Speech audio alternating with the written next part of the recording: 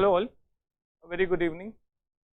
Uh, Welcome to LevelUp IAS. I'll be just having a brief discussion with respect to the paper 1. Paper 2 तो अभी just खत्म हुआ होगा, तो as long as I get it, maybe I'll be discussing paper 2 maybe tomorrow. So here I just want to have a brief discussion regarding the kind of paper that UPSC gave it this time. Level कैसा था? What needs to be done? Was there a shift in the trend, or importance of test series, PYQs, and some brief understanding of each and every questions. So as far as एक general trend की बात करूँ, that what was the level of the paper? So as per my understanding and as per I have heard from some of my students who were writing mains, so they suggested that this paper was moderate, and I also believe that this paper was moderate. It was not extremely tough and not extremely easy also. Plus what was making it moderate was many of the questions were not out of the box, they were straightforward from the topic, although they might be asking something very specific on that topic, but ऐसे topics हैं जिनको हमने regular, आपने किसी भी source से पढ़ा हो, कहीं से भी पढ़ा हो, आपने कहीं ना कहीं सुना ज़रूर होगा, and that's why it's very difficult to go blank in any of the question or majority of the questions.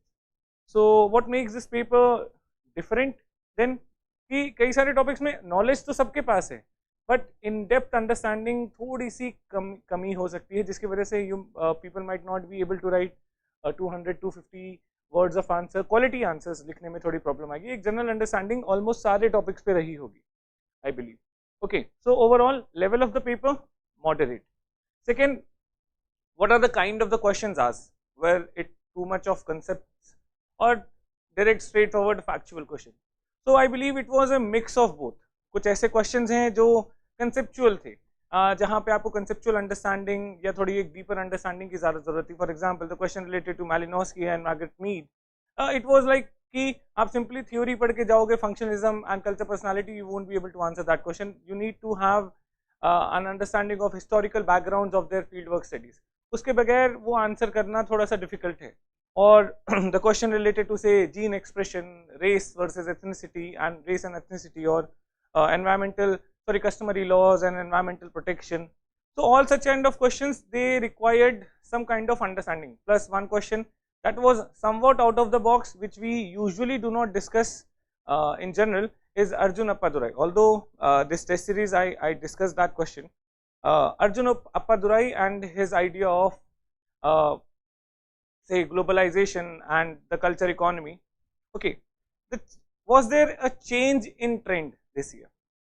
Actually 2-3 साल से अगर आप पेपर देखोगे तो there were too much of emphasis on archaeology.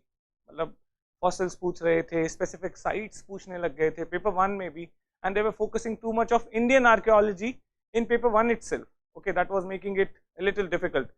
Plus physical anthropology plus archaeology का emphasis इतना ज़्यादा था कि almost हर एक question में that you will find archaeology वाले question.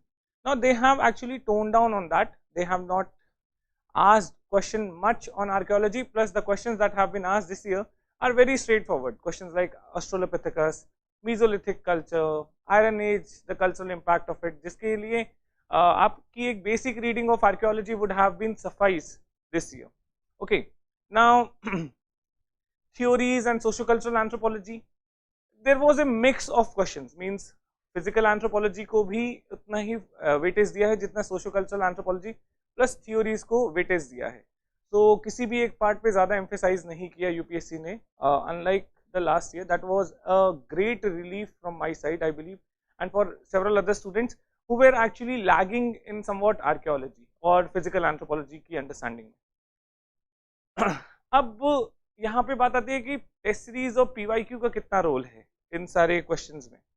सो आई बिलीव कि PYQ is still the most important aspect to qualify और to score great in this kind of paper, because if you look at the all the 28 questions of paper 1, I believe कि 18 to 19 questions directly they were very much related to PYQs. अगर आपको so out of 28 overall आपको choose करके 19 ही questions attempt करने हैं, तो वो सारे के सारे 19 questions are somehow related to PYQs. Last 10 years के अगर आपने पेपर सॉल्व किए होंगे तो आई बिलीव कि nobody who has solved last 10 years paper would be finding any kind of gap while attempting the paper. उसका पेन कभी भी नहीं रुका होगा. PYQ is still the most important aspect if you want to score great in this paper. Test series definitely वो कुछ नए question जो आए हैं that might have been asked in some test series. मेरे टेस्ट सीरीज से भी कुछ ऐसे क्वेश्चंस हैं जो रिपीट हुए हैं, but I do not want to emphasize on that. But the focus is कि टेस्ट सीरीज इसलिए जरूरी है कि इस टाइप के क्वेश्चंस में यहाँ पे टाइम मैनेजमेंट बहुत ज़्यादा इंपॉर्टेंट है, and that time management will come only when you are writing in a simulated environment that will be provided by some kind of test series only. कि अगर आपने 3 घंटे में 10-12 पेपर्स लिखे हैं, then only it's possible to finish such kind of paper in 3 hours in the exam hall. Else अगर आईटी practice अगर आपकी बहुत कम है तो then it becomes a little more difficult. तो टेस्ट सीरीज का रोल बस इतना है कि आपको वो टाइम मैनेजमेंट में ज़्यादा हेल्प कर सकती है. बाकी majority of the aspects PYQ से ही आपका जो कंटेंट बिल्डअप होगा वो PYQ सॉल्व करके ही बनेगा, या आंसर राइटिंग स्किल्स जो आएंगी वो PYQ से आएंगी. तो that's why I would emphasize again कि for all those students who are preparing for the next year, I would suggest कि PYQs पे ज़्यादा फोकस करिए. आप लोग अभी से December till December it's the good time कि आप अपने PYQs at least target 7 to 8 years, and अगर हो सके तो लास्ट 10 years के PYQ करिए. And trust me, if you have done last 10 years PYQ with a decent understanding of the subject, nobody can stop you from getting 280, 290 in such kind of papers. And that's, I believe, that's why on the overall analysis I believe कि anthropology में इस बार जो score है that will be on the upper side, because the students who have gone through a basic understanding, who have developed a basic understanding and seeing direct questions like this would definitely do good. And anthropology का score I believe इस paper को देखने के बाद इस बार अच्छा ही होगा, and anthropology से सिलेक्शन भी काफ़ी आएंगे. ओके, सो लेट्स सी, कुछ बेसिक क्वेश्चंस देख लेते हैं कि what kind of questions and इस पे हमारी क्या अंडरस्टैंडिंग हो सकती है. For example the first question, the 10 marker question, scope and relevance of socio cultural anthropology. Now asking about the scope, scope simply means syllabus. आपका जो भी सोशो कल्चरल एंथ्रोपोलॉजी का सिलेबस है, religion, marriage, kinship, family, culture, society, okay, politics, all this comes under socio-cultural anthropology. और वही scope है. Scope means the areas that will be covered, and that's clearly आपको बस syllabus बताना था कि कहाँ क्या पढ़ते हैं हम socio-cultural anthropology. Relevance क्या है? तो the applied aspect of the socio-cultural anthropology, for example, culture diversity को preserve करना, language preservation करना, या conflict resolution, developmental policies make up करना, ह्यूमन राइट्स को सेव करना. Okay, all such kind of applied aspects of socio cultural anthropology can be written here. Okay, cultural impact of iron age. अगर आप इस question को देखो तो there might be, मतलब आप सिंपली बेसिक एंशिएंट इंडिया की अंडरस्टैंडिंग से भी आप कर सकते हो, बट इसको अगर एंथ्रोपोलॉजी के लिए थोड़ा सा प्रेजेंट करना है तो आप बताओगे कि इकोनॉमिक चेंजेस कुछ आए, सरप्लस आना शुरू हुआ, एंड सरप्लस से what would come is social stratification. Now political level पे what will happen due to this social stratification, what will come is state like organization will develop, then empires come up, warfare would come. Okay, and this is plus stratification के बाद what actually happens is urbanization, development of cities. So these are some basic cultural changes that would come up because of iron age. Okay, now race and ethnicity.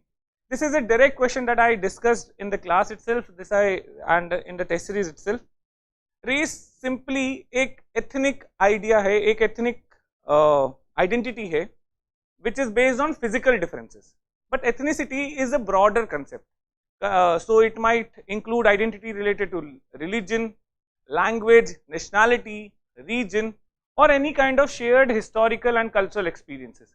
So race is just one form of ethnic identity that is based on physical differences. But यहाँ पे पूछा है race and ethnicity, तो just interlink करके आप बता सकते हो कि ethnic identity can be of multiple forms, ethnicity represents all those ethnic identities, race is just one among them, and उसके बाद उनमें थोड़ा सा कॉमननेस बता सकते हो. फॉर एग्जांपल कि दोनों कई बार सेल्फ एक्सक्रिप्शन से एसोसिएटेड हैं. That means sometimes what actually happens कि we identify with respect to one ethnic identity, we identify ourselves to a particular race. Intersectionality है, that is race intercrosses with some kind of other identities. For example, maybe class, maybe caste, or maybe nationality. So something like this, multiple identities or multiple backgrounds, they basically intersect with each other, or they both are social construct, means they are not objective but rather subjective or folk taxonomies हैं ये. Okay, so something like this, customary laws and environmental conservation, simply sacred groves का idea बता सकते थे, NMS complex का idea बता सकते थे, animism के बारे में आप बता सकते थे, and then कुछ examples दे सकते थे. For example, Niyamgiri, the case of Dongria Kondhs. Gene expression, अब ये question some people might have felt कि ये थोड़ा सा बाहर से आ गया, but if you see gene expression हम लोगों ने पढ़ा है and it's a straightforward question.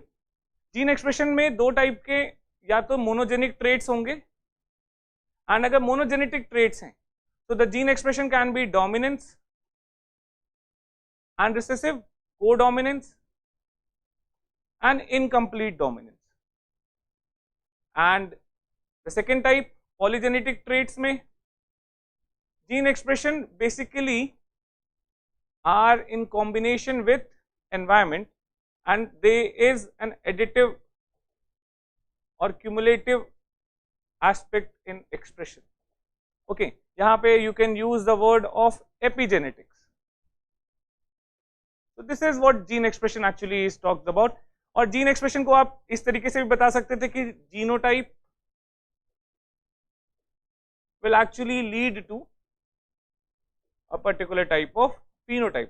So gene expression actually leads to some kind of physical appearances, physical traits, that is phenotype. So either way you can actually explain this gene expression with some kind of example. Okay. Let's see the next question. Australopithecus, straight forward question, सीधा सा एक fossil पूछा, थोड़ा सा confuse करने के लिए उन्होंने नाम दे दिया टाउंग बेबी का. टाउंग baby is the first Australopithecus fossils that was discovered by Raymond Dart in southern part of Africa. So बस confuse करने के लिए वो नाम दे दिया, but most of the people who have just read basics about Australopithecus would have been able to understand this. Straightforward question, nothing much to discuss. Paleolithic environment in light of available evidences with special reference to India. Okay, so here Paleolithic environment में in India you will find two types of environment, glacial in the north and pluvial in the south. तो यहाँ पे glacial होने की वजह से एक particular type of flora and fauna मिलता है, and the same is the case with pluvial with a particular type of flora and fauna found in the south. And we have found several evidences that actually justify this kind of environment that used to exist in India during the Paleolithic period. So for example, carbonized trunk of various types of trees, Arjuna tree and several trees, then bones of several animals that actually show that कि उस समय का climate कैसा था. Several pollen grains have been discovered that actually show that what kind of vegetation would have been existed at that point of time. So such evidences would have to be written here. The next question, that is different forms of malnutrition. So what we discuss about malnutrition, so simply ये हम लोग nutritional anthropology में पढ़ते हैं, growth वाले chapter में भी we discuss unit 11 की टाइप्स ऑफ malnutrition कौन कौन से होते हैं. So here if we see the malnutrition, तो सबसे पहला है एक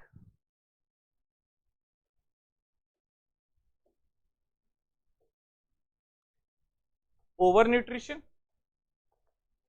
जहां पे you can actually talk about obesity, and you can also talk about 50 genotypes.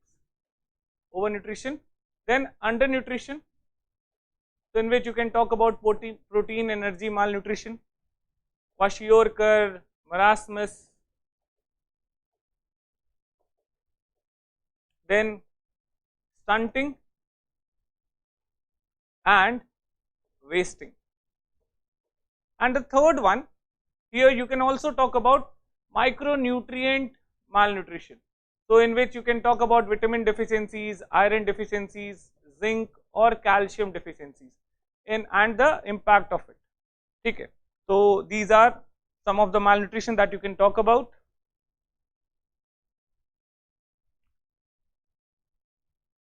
The third question is homogenization process. So simply थोड़ा सा confuse करने के लिए ये बोल दिया homogenization process, simply process of evolution that actually led to the creation of the genus Homo is called as homogenization process. Simply बता सकते थे इसको. And in this question we simply can write कि hominids कौन है, what is the characteristics to define hominids. There are two basic characteristics. First one is biped होना चाहिए, the second one is non-honing chewing would come. And due to these two things, what actually happened in our physical anatomy, it has to be written in the homogenization process. For example, so erect posture, so what kind of skeletal changes happen due to this? Not all the parts of the body, say the chest, the pelvis, the knee, the foot and the foot arc, and also the skull. The non-honing chewing, so majority of the changes happening in the skull. Okay, teeth and all, इस तरीके से diastema खत्म हो जाएगा, canine छोटा होता चला जाएगा, enamels, so the teeth coverings हैं that would become smaller and so on so forth. So these two kind of aspects has to be written while answering this question. I am just covering the basic idea just to make you understand that question कहीं से भी बाहर से नहीं आया था. Okay, everything maybe it might be framed in such a manner कि आपको लगे कि ये क्या पूछा है, but everything was directly from the syllabus. Okay, next one, Clifford Geertz look at religion. So Clifford Geertz, as we know, has been one of the most favorite scholars. Symbolic school has one of the most favorite schools also. कि last 3-4 साल से वो हर साल कुछ ना कुछ Geertz और Turner पे पूछते जा रहे थे. Okay, so liminality पूछ लिया, communitas पूछ लिया, thick description पूछ लिया, Balinese cockfight पूछ ली, and now this year they have directly asked about Clifford Geertz as a religion, religion का understanding पूछ रहे. So Clifford Geertz has defined religion in a very comprehensive manner, that is, it's a system of symbol which acts to establish powerful, pervasive and long-lasting moods and motivation in men by creating a general order, conception of general order of existence, and clothing that general order of existence with an aura of actuality such that the moods and motivation seems uniquely realistic. So if you remember this definition, you already know this question answer. The three critical thresholds that he talks about, the threshold of evil, the threshold of suffering and the threshold of knowledge, or so these are the three thresholds that he says that the religion will be addressing. Okay, so यही लिखना था वहाँ पे. Now one thing that they did to confuse you is differentiate between anthropological and psychological approaches to study religion. Now थोड़ा सा confusion इस वजह से आ जाता है कि हम लोगों के syllabus में इस तरीके से दिया है कि evolutionary, functionist and psychological approaches to study religion. We believe that these all three approaches are anthropological approaches only. But now anthropology को अलग कर दिया और psychological approaches को अलग कर दिया. So we know कि psychological approaches में क्या लिखना है कि that is the cognitive aspects that led to the birth of religion. For example, anxiety and uncertainty that Malinowski talked about, or say some kind of emotions that actually fear, or some kind of emotions that led to the birth of religion. But what to write now in anthropological aspects? So here smartly talking about सबसे पहले evolutionary aspects को लिखो. That is, anthropology actually focuses first on the origin of religion, and different theories have come up highlighting the origin and the subsequent changes in religion, what has happened, say Tyler, animism, polytheism and monotheism, and say 𝐂𝐭 किस तरीके से उन्होंने बताया कि theological stage, metaphysical stage and the scientific stage and so on so forth. तो ये बताना है. Then you can just write the functionist perspective related to religion, that also comes under the anthropological approaches. Okay. Mixed longitudinal methods of studying human growth. सीधा सीधा सा question है कि दो तरीके के मेथड हैं, एक longitudinal method, the other one is cross sectional method. Now there is a mixture of both of them that is called as sequential or mixed longitudinal method. सीधा सा क्वेश्चन है तो हर almost हर second third year पूछा जाता है, and इसके merits हैं, कुछ demerits हैं, nothing much to discuss. Role of marriage regulations in traditional societies in India for strengthening social solidarity. Now rather than asking directly कि marriage regulations कैसी कैसी हैं, what they have asked is कि कैसे marriage regulations social solidarity को help कर strengthen करने में help कर रहा है. Okay, so first part of this question should be first half should be used to explain what is the marriage regulation, what kind of marriage regulations are there. Okay, so you will see that ki maybe endogamy is the most prominent one in India. Then second, some cousin marriages, uncle niece marriages, or these are also there. Then some exchange relationships are also there. Village exogamy is also there. तो इसकी वजह से आप देखोगे कैसे social solidarity आ रही है कि first the community identity is strengthen, the community culture is being preserved. आप कास्ट एसोसिएशंस को बता सकते हो जो कि बेसिकली स्ट्रेंथन हो रही हैं, जो एक कास्ट और एक कम्युनिटी को कंट्रोल करने में या मोबिलाइज करने में हेल्प करे. For example the best way is khap. So khap क्या है? They basically represent a gotra and who were actually established just to ensure that people marry outside the gotra. And धीरे धीरे ये मैरिज रेगुलेशन से ही khap actually became one of the very significant political enterprise to reckon with. And आज की पूरी Haryana politics actually is controlled by the khaps. And the biggest leaders in Haryana politics actually they have a very good rapport, or they try to maintain good rapport with the Khaps in Haryana. Okay, so such kind of things. Now how this marriage regulations actually create social support networks, bring social order and stability. You can also use some kind of anthropological perspective like Turner का communitas and liminality को use कर सकते हो. That is when these kind of marriages do happen, so there is a shared experience that would create a kind of communitas, a feeling of solidarity as the entire society is going through the same experiences, and that can be used here. Various methods of personal identification based on skeletal remains.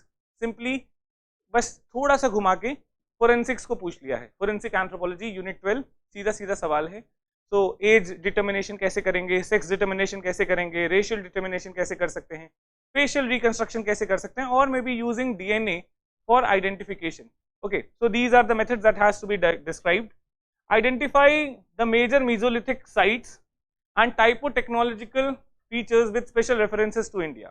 Okay, so India में 3 type के Mesolithic tools मिले हैं या microliths मिले हैं. One is crude geometric, second is highly geometric, and the third is non-geometric. So आपको non geometric मिलेगा Karnataka side और south side. Sanganakallu is the major site, you can mention that. Then crude geometric is Langhnaj, Bhimbetka and Sarai Nahar Rai और Belan valley. These 3 sites have to be described.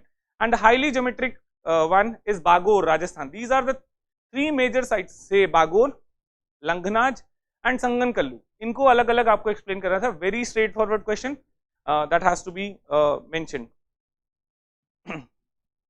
Next one, polygenic inheritance. Simple सा है. Monogenic inheritance are, say what is something Mendelian inheritance. Polygenic means, poly means multiple, genes means multiple genes. So those characteristics that are controlled by multiple genes are called as polygenic in nature. Okay, so इनके कुछ features हैं. For example,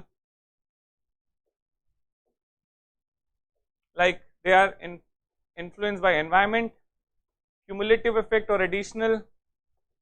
Then there is a bell-shaped distribution curve. Extremes में exist नहीं करते हैं. The best example is HLA or immunity system. Then you can talk about the height, skin color, eye color. इनमें से कुछ भी 2 features को आप बता रहे हो, and that's more than enough. Okay. Then prehistoric significance of Rakhi Gadi, one of the most expected question. Last 2 साल से I was giving in test series, but पूछा नहीं जा रहा था. इस बार I didn't give in the test series, and this year it was asked. Rakhi Gadi state मतलब काफी ज्यादा न्यूज में है, खास करके based on the DNA analysis that was done on the skeletal remains of a female that was found in Rakhi Gadi. So Rakhi Gadi, what makes Rakhi Gadi very much famous is actually first, तो basically आप ये बताओगे कि इसकी जो date है that's a predated Indus Valley sites or say predates the time of Aryan migration in India, and that's why यहाँ पे अगर आपको कोई skeletal remains मिलता है तो that's a very important source to understand कि pattern of migration, whether Aryan entered into India or migrated to India or not, और RNs are the indigenous population of India. तो यहाँ पे स्केलेटल रिमेन्स को study करके R1A1 gene की R1A1 gene को locate करने की कोशिश की गई, whether the people of Rakhigarhi did had this gene और नॉट।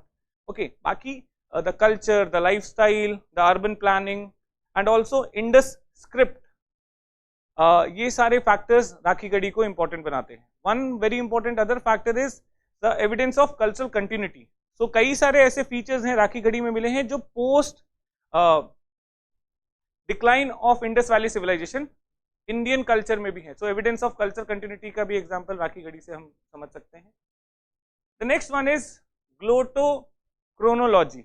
ओके, बहुत सारे लोगों के लिए ये थोड़ा out of the box question था, बट कभी भी ऐसा हो तो इसको रीड करने के लिए, इसको समझने के लिए आप इसका हिंदी पार्ट पढ़ लो, ठीक है। अगर आप इसको हिंदी में पढ़ते तो you would have immediately understood कि ये पूछना क्या चाह रहा है। Actually we read historical linguistics and उसमें glottochronology is a technique to understand the history of a particular language, कि ये कहाँ से ओरिजिनेट हुई है, कौन से दो लैंग्वेज कब डाइवर्ज कर रहे हैं एंड ऑल दैट स्टफ, जिससे लिंग्विस्टिक फैमिलीज क्रिएट होती हैं। Okay, but if you see इसका हिंदी वर्जन भाषा काल क्रम विज्ञान, भाषा लैंग्वेज, काल टाइम, क्रम ऑर्डर सीक्वेंस, विज्ञान that is the science. So any science that actually discusses the history of a language and also the sequence of changes in that language is called as glottochronology.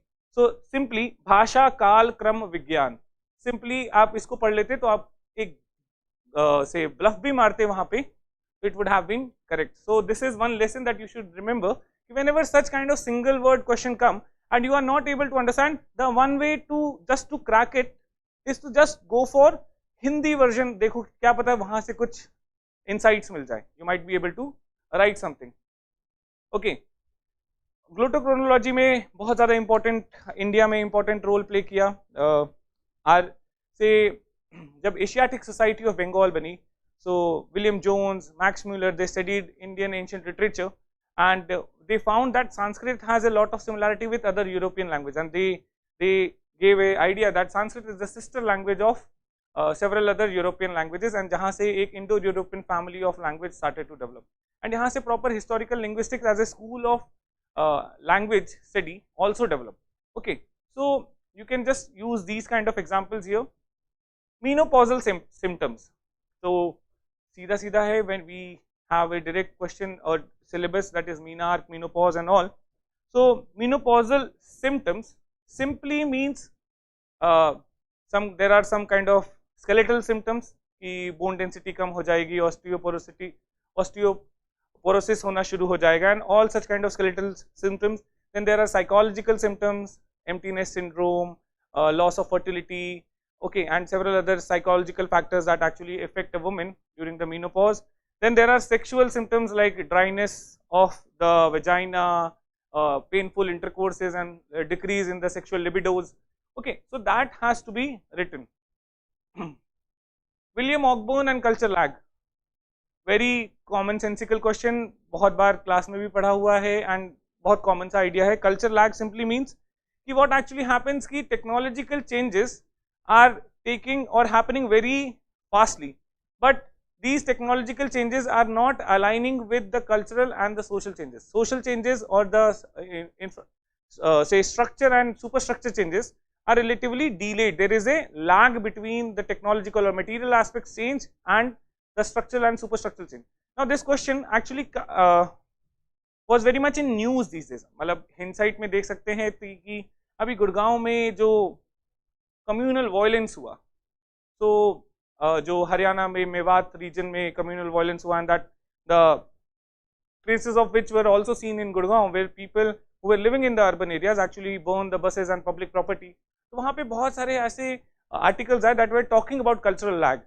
That is urbanization तो हो गया, that is material level पे urbanization हो गया, but urbanism जो value system आनी चाहिए urban area में वो नहीं आई. अभी भी ascriptive identities बहुत ज़्यादा important है, feudalistic mindset है. So that is urbanization without urbanism. It's a very great example of culture lag. कि technology change हो गई, but social and cultural aspects did not change a lot. Okay. Now The next question, controversies related to Margaret Mead and Malinowski. Now everybody knew कि functionalism और culture personality school से हैं, but ये controversy क्या है? Okay, actually we have the criticism, but did we know the controversy? Yes, we do know the controversy had we had read some background of the scholars. So Malinowski had a diary, okay, and वो diary में उन्होंने अपने feelings लिखी थी that he was missing sex with his wife, or he was very much irritated. He also wanted to capture sensational information. He was very much irritated with the smell, and he was missing the Beethoven's music. He was irritated by the mosquitoes and the smoke in that region. He was irritated by an old man who was speaking lies and all such kind of things. That was published 25 years after his death by his wife, and actually that created a question mark on the kind of fieldwork and the idea that, or the picture that he presented about the Tobrianders. That is one of the major controversy. Then Margaret Mead, the Derek Freeman controversy. Mead, Derek Freeman. आप Derek Freeman को कभी search करोगे तो you will find that his name is always associated with Margaret Mead. He actually is an Australian anthropologist who spent his entire life criticizing Margaret Mead and the study of Samoa. So he revisited Samoa and found that what Margaret Mead presented was complete. So what he discovered, that is completely opposite of what Margaret Mead talked about Samoa. वहाँ पे देखा कि strict virginity complex है, बहुत सारे और aspects हैं जो Margaret Mead ने intentionally ignore किया. Plus he also published some of the secret letters that were exchanged between Franz Boas and Margaret Mead, जिसमें उन्होंने अब ये बताया कि that she has been hoaxed by certain informants. Informant झूठ बोल रहे हैं मेरे सामने, flatly झूठ बोल रहे हैं, and that was not actually included in the book Coming of Age in Samoa. That was a personal exchange between Boas and Margaret Mead. So such kind of controversy needed to be highlighted. Next one, impact of globalization on economic system of indigenous people or communities. Straightforward question है, unit 3rd, paper 1, economic anthropology. सीधे सीधे topic भी दिया गया है, and so positive impacts, negative impacts has to be written here. Nothing much to be discussed. Okay. Next one, DNA technology in current scenario, practical application. Say forensics. Second is agriculture. Then third, medicine. The fourth one is biodiversity preservation, and fifth one is evolutionary studies. We use DNA technology, and we have n number of examples in each of the dimension that has to be written here. Now 7th question, I believe ये थोड़ा सा out of the box था, but at least UPSC deserves this कि एक या दो question तो दे जो थोड़ा सा बाहर आए, नहीं तो ये तो बोर्ड का पेपर हो जाएगा. Definitely I respect UPSC for this कि एक क्वेश्चन थोड़ा सा बाहर आना चाहिए, and this is this question कि various methods of qualitative data analysis. So first you have to explain what is qualitative data. Qualitative data and quantitative data. Quantitative data that we gather through say interviews, questionnaires, schedules, okay, surveys, and जहाँ पे आप sampling या large population को study कर रहे हो. But then there is a qualitative data that we actually gather through the methods like case study, participant observation, phenomenological studies, okay, and interviews. So that has to be written, methods like case study, participant observation, phenomenological study, thick description, and so on and so forth. Some of the popular computer softwares used in qualitative analysis. This is something which we usually do not talk about much in anthropology. एक दो softwares के बारे में मैं भी जानता था, but we never discussed. I never thought that कि ये कभी आएगा भी. So there are certain softwares like NVivo, Atlas, Hyper Research, Ethnograph, Atlas.ti. So such kind of softwares, but I believe कि this was something out of the box question. Not many people would have attempted it.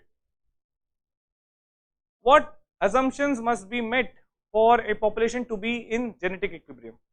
Straightforward question.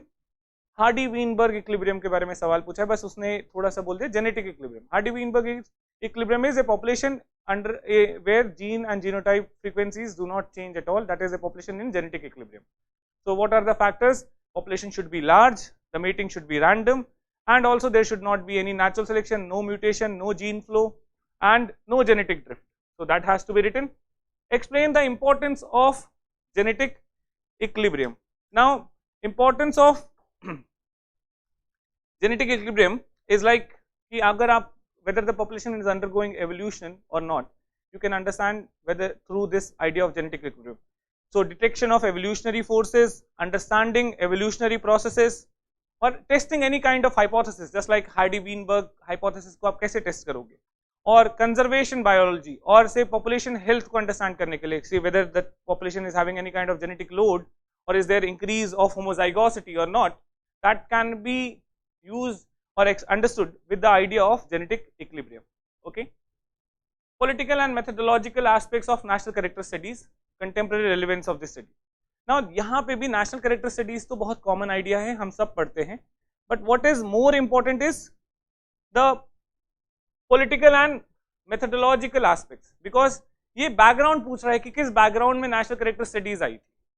So you need to understand that कि national character studies actually originated during the Second World War time. Okay, जहाँ पे American government actually wanted to understand what actually has kept the morale of Japanese soldiers so high. Okay, so they appointed Ruth Benedict. Plus, post World War II, they actually wanted to understand. Cold War हो रहा था, they wanted to extend their influence, and they used the national character studies in order to find out some favorable ways through which they can extend their ideology to the newly, or they say the third world countries. Okay, so इसके लिए national character studies was the mechanism that was chosen. Ruth Benedict. This is the political aspects. The methodological aspect, पहले में they cannot actually go for direct field work as they were in war, America and Japan. So what actually they did, study of culture at a distance. So biographies use की गई, some interviews and schedules. Interviews were organized basically of the prisoners of wars or somebody who has lived in Japan for a long time. Then in some cases sampling was done. For example, Cora Dubois study of Allure and model personality का idea है, तो sampling कुछ लोगों का dream record किया गया. Some 8 biographies or life histories were actually studied, and also some kind of theorization were also used, that is basic personality method that was of a culture personality school. Okay, so this has to be written. Then relevance of this study. तो आज के time पे corporate use करते हैं इसको to promote any kind of product. Intelligence gather करने के लिए some intelligence agencies use this culture personality school or say this national character studies.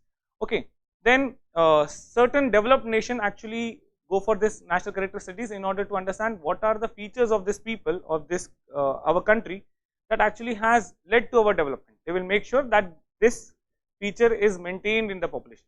Or some underdeveloped countries, they will be also going for national character studies in order to ensure that कि कौन सा ऐसा population feature है that is actually reason for the underdevelopment that has to be removed. Okay, so policy formation के लिए national character studies की जाती है. Now the last question, the first one of this is Arjun Appadurai. This again I believe was not a straightforward question. अगर आपने पढ़ा होगा तभी आप कर पाओगे. A scholar which I usually discuss in the class, but not very much discussed, not very much common in day-to-day discussion of in anthropology, but yes, very much relevant in this time. India के scholar हैं and one of the very famous contemporary anthropologists as well. So he has written a book, Disjuncture and Difference in Global Culture Economy, in which he talks about cultural flows. उन्होंने बस एक basic idea दिया कि globalization जो है उसका जो impact है वो even नहीं है, selective globalization होती है अलग अलग देशों में. Means so he explains this selective globalization through the idea of scapes or what is called as cultural flows. He says that the cultural flows are of 5 types. First one is ethnoscapes, movement of people; ideoscape, movement of ideology; financescapes, that is movement of finance; technoscapes, movement of technology; and mediascapes, that is movement of media. So all these kind of 5 cultural flows happen in the globalization or in this globalized world, and not every country will have this 5 flows evenly. मतलब हो सकता है किसी के पास movement of people ज़्यादा हो और किसी some country might be having movement of ideology, more less movement of people. जैसे इंडिया में आप देखोगे कि फॉरेन से लोग कम आते हैं यहाँ पे, but ideas, technology, finance are coming more. Okay, so this is something what he actually talks about, and what he says कि इन सब की वजह से क्या हो रहा है, that is commodification of culture is happening, first thing. Second thing, identity is becoming hybrid and negotiable. आप एक singular identity के साथ अपने आप को associate नहीं कर सकते. You are not just an Indian in this entire extreme globalized world. There are multiple identities that you are holding, and these identities are hybrid, fluid and negotiable. Okay, so this is some basic idea that he talks about. Then the next question is structural abnormalities of chromosomes.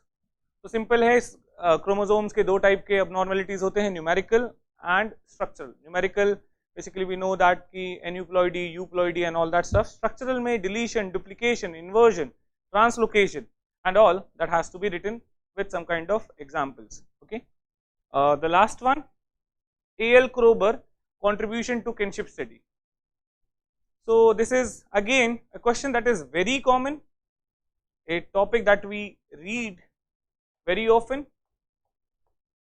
So Kroeber actually believed that ki psychology is responsible to create the behavior of an individual, that is kinship behaviors, and psychology is independently responsible for creating language which would create kinship terminology. Okay, but behavior has nothing to do with kinship terminology, although they both are constructed independently by the psychology of the individual. Okay, at the same time he also gave certain determinants of kinship terminology like generation, relative age, sex of the speaker, and affinity, collateral relations and all that stuff. So 8 determinants of kinship terminology that was given by Kroeber.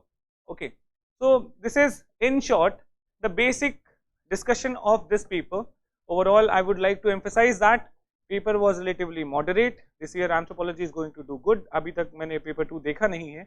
Let's hope that paper 2 would also be on the same line. Now my last instruction for all of you guys is, again, do not go for multiple resources. इधर उधर से पढ़ने की कोई ज़रूरत नहीं है.